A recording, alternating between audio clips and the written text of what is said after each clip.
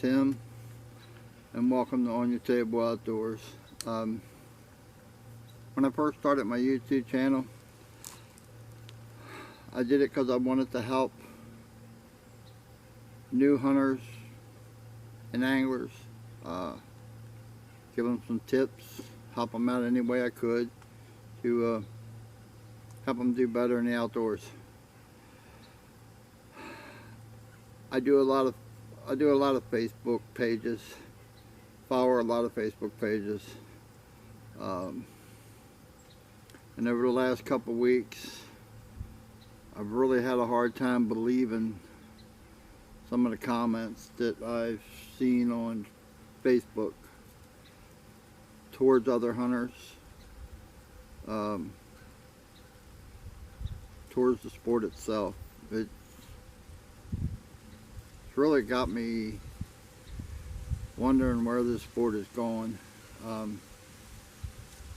So many young people getting into it that really have no clue of what's involved. You know, as hunters, we have a responsibility to the land that we're hunting on, and foremost, we have a responsibility to the animal. If you're going to try to harvest an animal, no matter what it is, a squirrel, a deer, whatever, you need to do it as quick and humanely as possible. And in our sport, if you're bow hunting, no matter what kind of bow you're using, that means practice, practice, practice. You have to be able to hit the spot that is going to take that animal as fast and humanely as possible. If you can't put in the time to do that, then you shouldn't be bow hunting. And I know this is going to offend a lot of people. It's going to probably lose subscribers. I really don't care. I'm too old to care about other people's feelings anymore. I do care about the sport. If you're going to gun hunt, practice. You need to know where your gun is shooting. I don't care if you're shooting slow, you're shooting a deer rifle, 22, whatever you are using to harvest animals. You need to practice with it. You need to know where you're shooting. You can't just... I've seen people buy a gun, ammo, and license the night before the opening of rifle season to go hunting in the morning. Y'all have no idea where that gun's shooting. None at all. Even if it says bore-sighted. Bore-sighted could be off 2 or 3 feet at times, depending on the shooter, the ammo, the gun. You can't shoot one ammo and then go buy another one and think it's going to hit the same place, because every ammo reacts different in every gun. So you need to practice so that you are making the best possible shot that you can at that time. The next thing that I see a lot on eBay is about public land.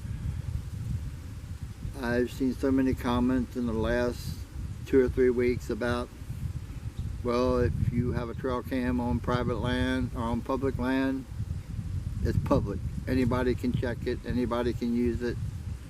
If you have a tree stand on public land, anybody can use it. No. I don't care what the law says, what you think. If it's not yours, you shouldn't be touching it. If you touch it, take it, you're no more than a thief. Whether that's what you want to call yourself or not, that's what you are.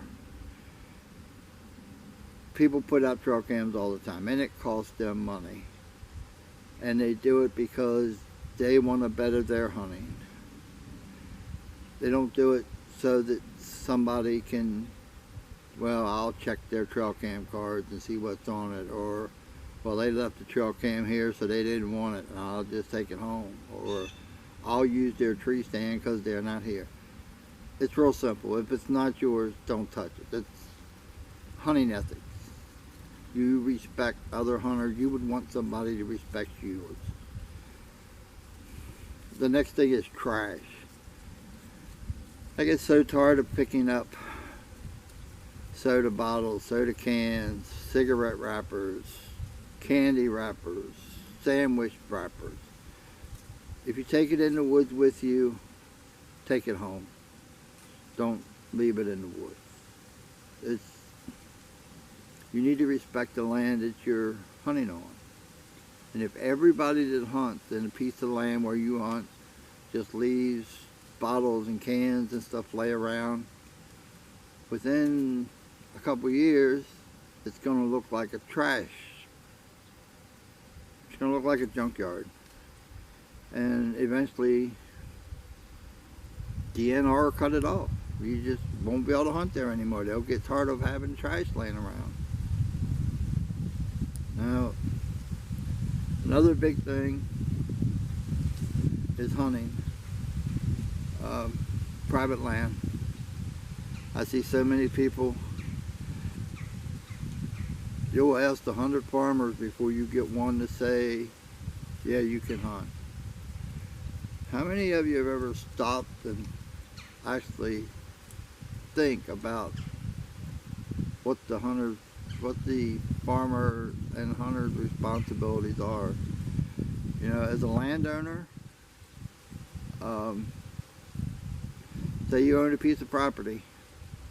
It doesn't have to be hunting property. Say you own a house and I pull up and knock on your door and say, hey, I want to have a yard sale in your front yard this weekend.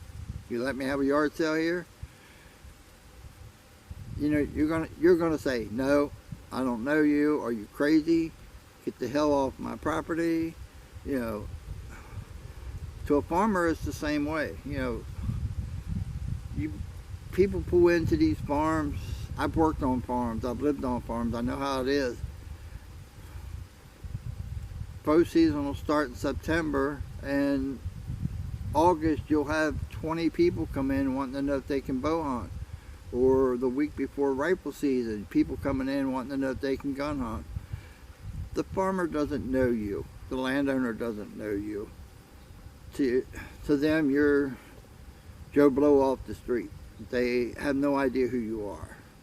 So what I tell a lot of new hunters, and what I've done over the past 50 years that I've been hunting,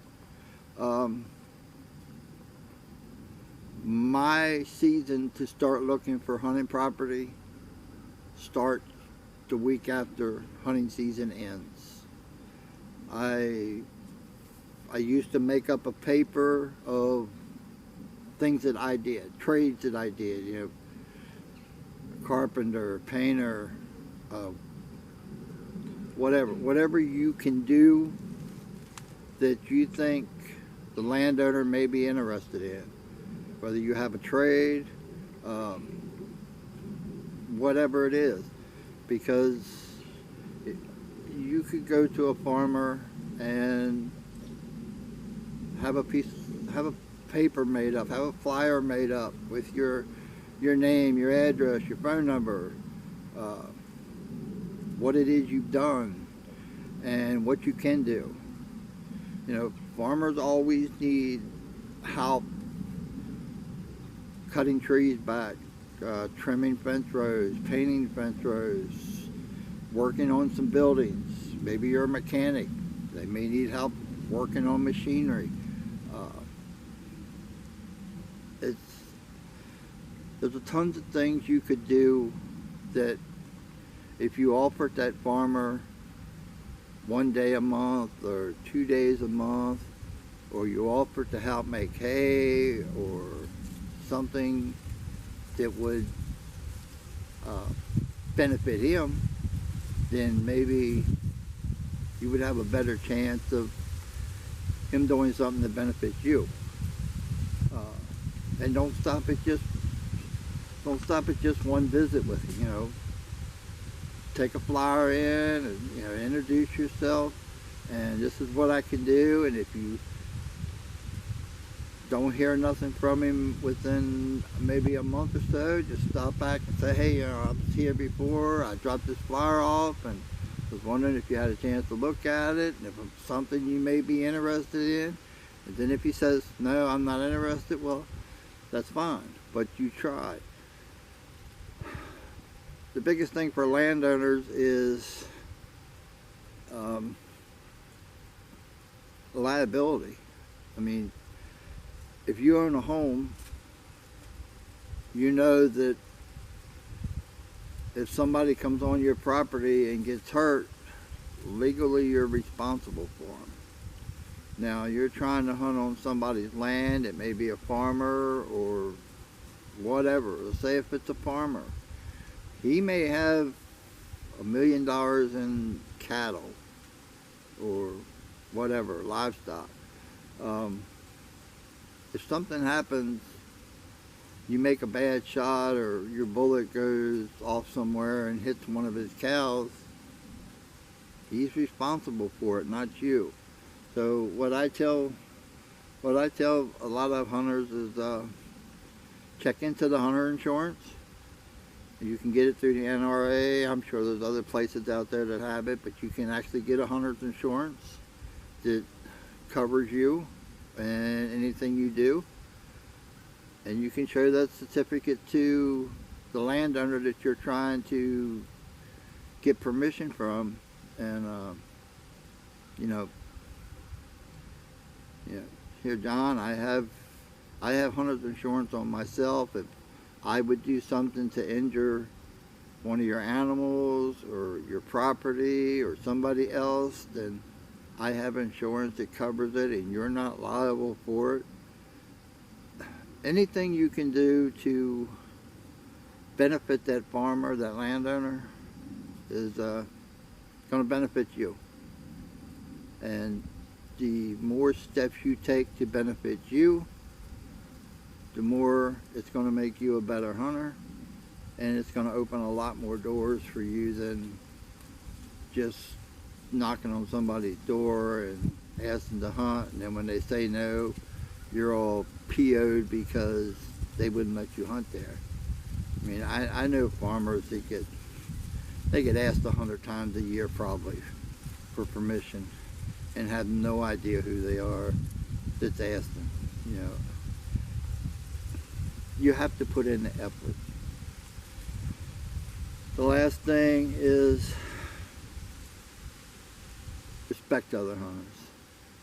I mean, if I pull up in a parking lot and I see one, two, couple hunters, whatever, I normally walk up and introduce myself and ask them where they're going.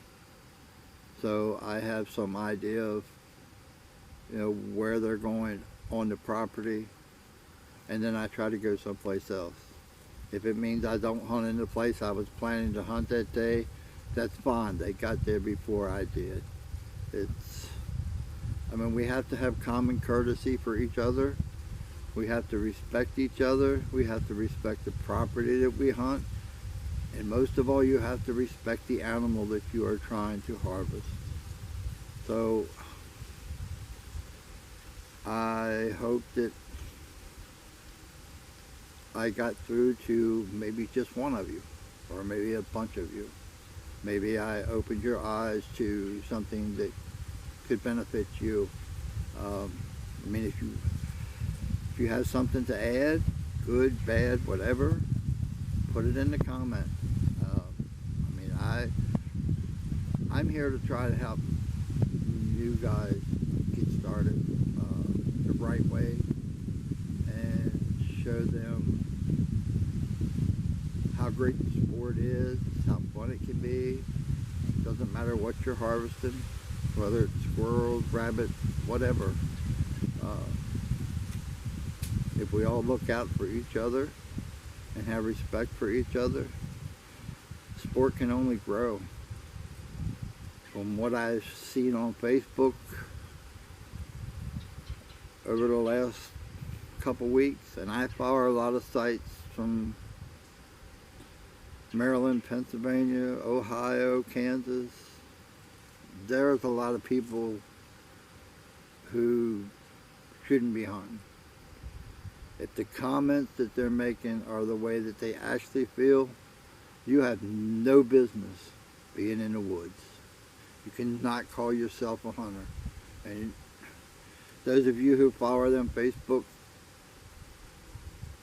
you've seen the post, you know what I'm talking about.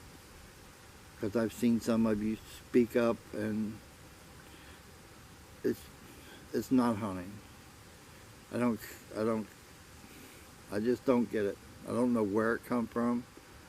I know everything's going crazy in the world, but you would think that somebody who's out trying to harvest animals would be a little more respectful to the animal and to the hunters than what I've seen over the last couple of weeks. It's really disappointing, and you know, in my 50 years of hunting, I've never seen it get this bad. I'm sorry. Some of you guys out there you just should not be in the woods at all, period. So, like I say, leave me comments, good or bad, I don't care. I'm here to help the people who want to learn to hunt, and they want to learn to hunt the right way, and they're going to respect other hunters. If you're not going to respect other hunters, then I'm not even going to try to help you. And I'm sorry, it's just the way it is. So, you'll see how many people I upset, offended, pissed off. Really don't care. Have a good day, and hopefully you'll keep watching the channel. Thank you.